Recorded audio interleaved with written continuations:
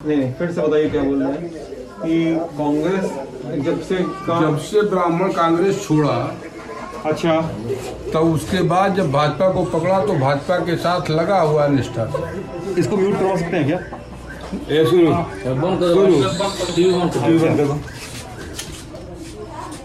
तो कांग्रेस भाजपा छोड़ा, पंडित जी लोग कांग्रेस काहे छोड़े? ब्राह्मण कांग्रेस छोड़ा क्यों?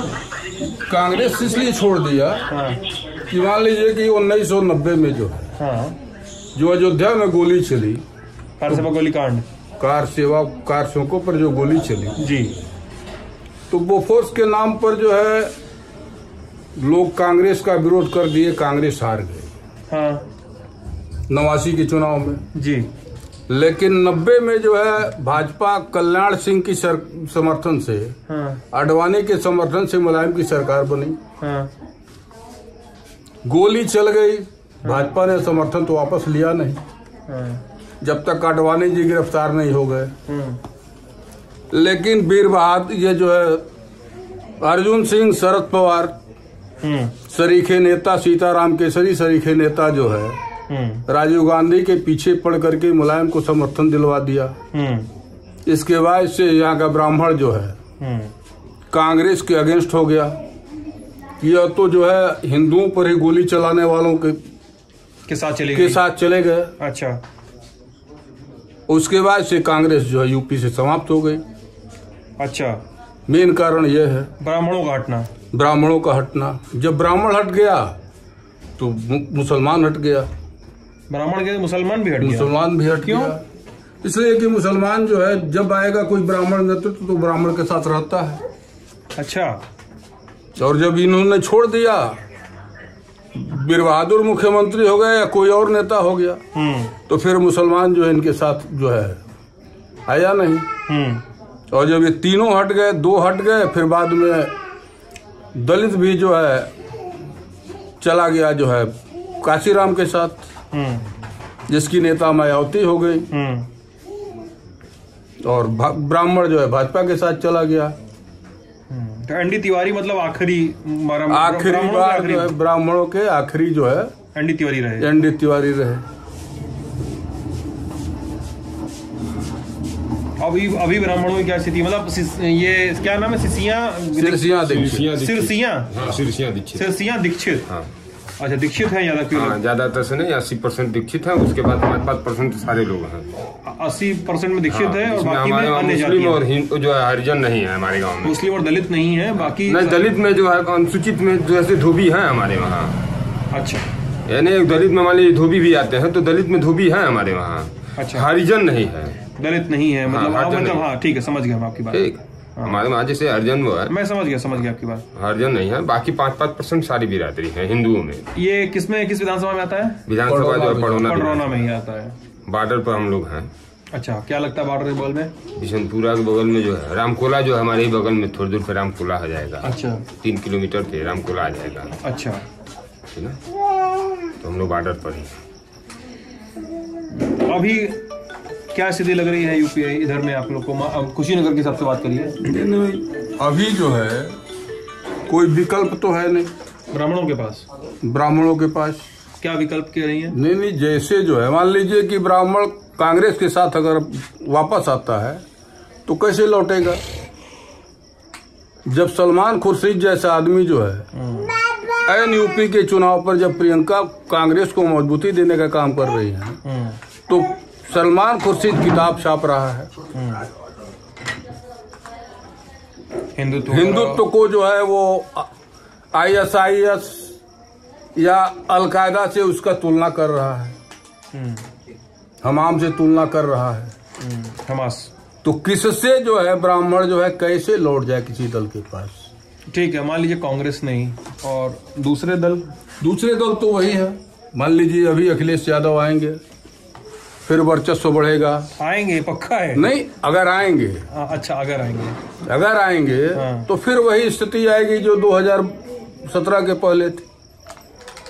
किसी खास जाति के वर्चस्व की बात कर रहे हैं आप? केवल जो है वो अल्पसंख्यक करके चलेंगे। आप तो खुद दर्द, आप खुद कांग्रेसी हैं। मैं कांग्रेसी हूँ। अच्छा, लेकिन फिर भी मानते हैं कि हाँ, इस चीज को मैं मानता हूँ और बहुत स्पष्ट कहता हूँ कि ब्राह्मण समुदाय कांग्रेस के साथ नहीं है। ब्राह्मण समुदाय कांग्रेस के साथ न है, न अभी भविष्य में कहीं जुटने की संभावना है। क्योंकि जब सलमान खुर्शीद की बात पर जो है राहुल गांधी हिंदुत्व और हिंदू की परिभाषा लोगों को समझा रहे हैं, जैसे आज ही उन्होंने राजस्थान में फिर वही बात दोहराया है, तो क्या उम्मीद करें कि यहाँ का ब्राह्मण जो है लौट जाएगा जो है कांग्रेस के पास? उनके पास मणिशंकर अय्यर है, उनके पास दिग्विजय सिंह है, उनके पास सलमान खुर्शीद है, उनके पास थरूर जैसा आदमी है। अच्छा, मान लीजिए सर, आप क्या नाम है सर आपका? ज्ञान प्रकाश दीक्षित। ज्ञान जी। तो ज्ञान जी, मतलब मैं ऐसे ही जानकारी के लिए बात कर रहा हूँ। मैं किसी पार्टी का आदमी तो हूँ नहीं, मुझे बस पूछना होता है। मान लीजिए आप जैसा बता रहे हैं कि एनडी तिवारी और को कांग्रेसी आखिरी बार समर्थन कर रहे थे कांग्रेस को, एनडी तिवारी के रूप में।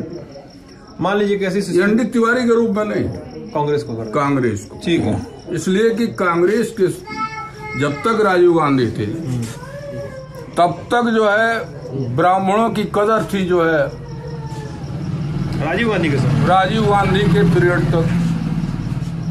थोड़ा सा गुस्सा हुआ, वही मुलायम सिंह को समर्थन दे करके ब्राह्मण जो है हटा उनसे जरूर, लेकिन उनके मरने के बाद मान लीजिए देश में पहली बार जो है पी चिदम्बरम जब इनका गृह मंत्री हुआ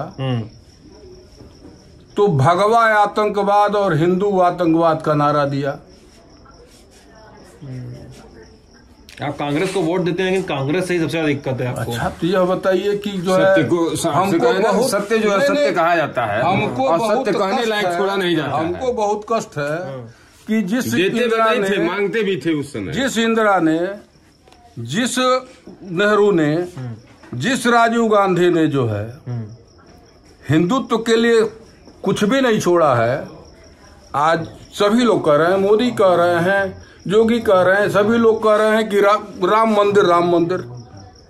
राम मंदिर का ताला खुलवाना, उसके बाद जो है उसका शिलान्यास करवाना, यही जो है आदित्यनाथ जी के गुरु महाराज महंत अवैधनाथ को राजीव गांधी ने भेजा नरेंद्र तिवारी को कि जाइए हेलीकॉप्टर लेकर के, उसी गोरखनाथ मंदिर में उनका हेलीकॉप्टर उतरा, यहीं से बैठा के ले गए अवैधनाथ को, शिलान्यास करवाया राजीव गांधी ने।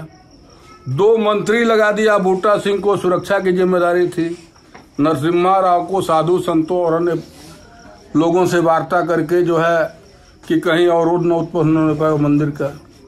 और उस मंदिर से जो है कपिल सिब्बल कहता है कि इसको टाल दिया जाए, 2019 के चुनाव के बाद इसको सुनवाई किया जाए सुप्रीम कोर्ट में।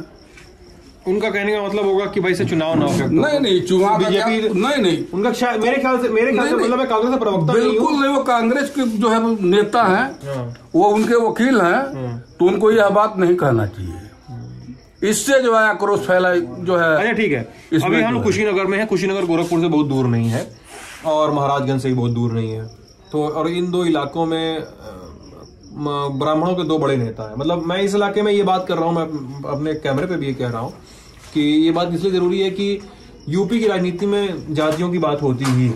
अगर हम स्किप कर जाएं जातियों की बात, तो मुझे लगता है कि आप एक बात नहीं करते हैं, आप उस बात को छोड़ नहीं सकते हैं, जातियों की बात। और खासकर इस इलाके में जहाँ पे ब्राह्मण बनाम ठाकुर की लड़ाई हमेशा से रही है, ठीक है।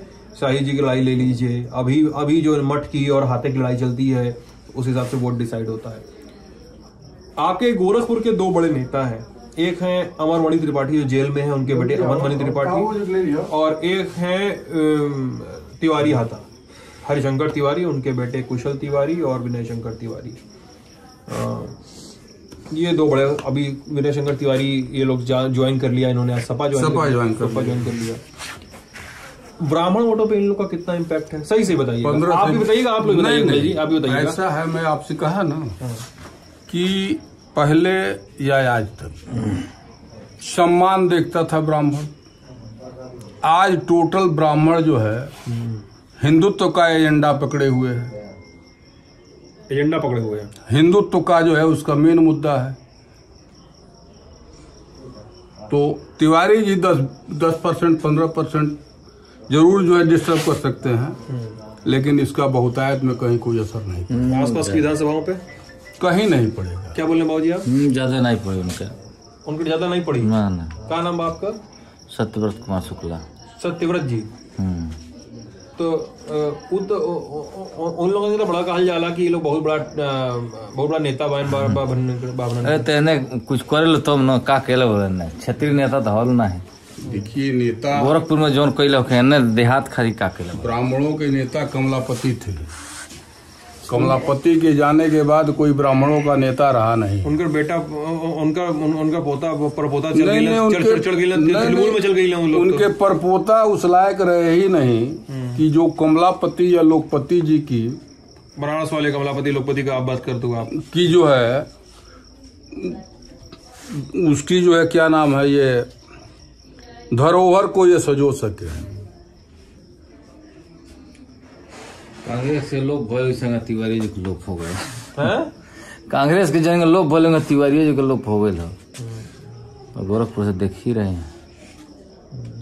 वह जो है देखिए जरूर है कि ये वोट पड़ता है 10% वोट। एक बात बताई जाए आप ज्ञान जी और सतवेद जी आपको बताया जाए कि अभी बात होगा कि मतलब हम लोग घूमा थे पूरा यूपी घूमत बानी, तो अब हर आई अब जाए बनारस सोनभद्र तक कुल घूमब हम लोग। तो अब लोग ये बातचीत में करें हम लोगन से कि यार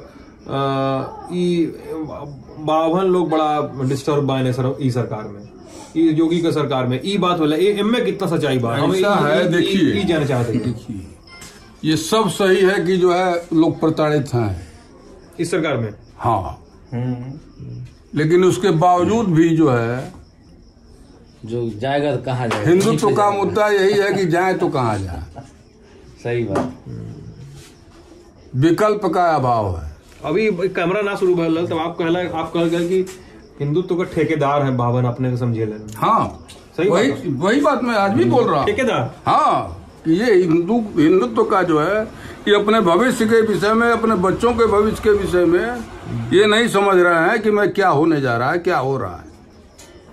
पहले ये दिशा देते थे, आज ये पिछलग्गू बन करके दौड़ रहे हैं। अच्छा चलिए तो हम लोग सरसिया दीक्षित नाम के गांव में आए थे महाराजगंज में हमारी कोई और बात जोड़े चाहते हो आप? क्या जोड़ना है? इधर का आपका पडरौना का विधायक जी स्वामी प्रसाद मौर्य। देखिए मैं एक चीज बताऊं, मैं इसीलिए कहा जी कि पिछले बार 2017 के चुनाव से ठीक 1 महीना पहले इसी खिड़किया स्थान है एक, वहीं अपने सम्मेलन में स्वामी प्रसाद मौर्य ने कहा था कि ये पिछड़े वर्ग के लोगों गौरी गणेश क्यों पूजते हो। अच्छा लेकिन ठीक 1 महीना बाद जब जो है वही स्वामी प्रसाद मौर्य भाजपा में आया, उसके पहले यहाँ का ब्राह्मण बहुत गाली देता था, लेकिन जब वो भाजपा में आया वो आदमी तो अरे वो हो गया, वो था बसपा में तो गाली देता था, अब तो ये जो है हमारे हिंदू के ठेके में आ गया है, तो भाई अब तो इसको वोट देना है। और पूरा बक्सा उसका भर गया, 92,000 वोट पा गया। 12 के चुनाव में 52,000 वोट पाया, और जो है 5 साल बाद जो है गौरी गणेश को गाली दे करके जो है जब आया तो जो है वो 92,000 वोट पा गया। जब बसपा में रहे उन्होंने। हाँ पहले बसपा में रहे ना। हाँ पहले बसपा में हुआ, यहाँ उपचुनाव जीते, उपचुनाव में ही जीते। और आरपीएन सिंह के जो है जी विधायक से हटे थे और सांसद बने थे, और वही उपचुनाव हुआ, उपचुनाव में ही यहाँ जीते, उसके बाद से ही अब विधायक है। 13 साल हो गए। हाँ 13-14 साल। हाँ 13-14 साल अभी मैंने उपचुनाव के बाद ही यहाँ आए हैं। 13 साल नहीं हुआ, 12 साल। ठीक है, तो 2.5 साल के उपचुनाव में जो है ठीक है। तो सिरसिया दीक्षित में हम लोग बातचीत कर रहे थे, ऐसे ही आए थे कि मूड जाना जाए तो आयुष जी इसको शूट भी करने लगे, और ये बातचीत आप लोग टॉप यूपी पे देख रहे थे। हम जानना चाहते हैं कि आप और किन एस्पेक्ट्स पे हमारी चुनावी कवरेज चाहते हैं, जो प्री चुनावी कवरेज है, और क्या एस्पेक्ट्स चाहते हैं, वो कमेंट सेक्शन में लिखेंगे तो मुझे ये और हमारी टीम को ये स्ट्रीमलाइन करने में मदद मिलेगी कि हमें और क्या क्या देखना है।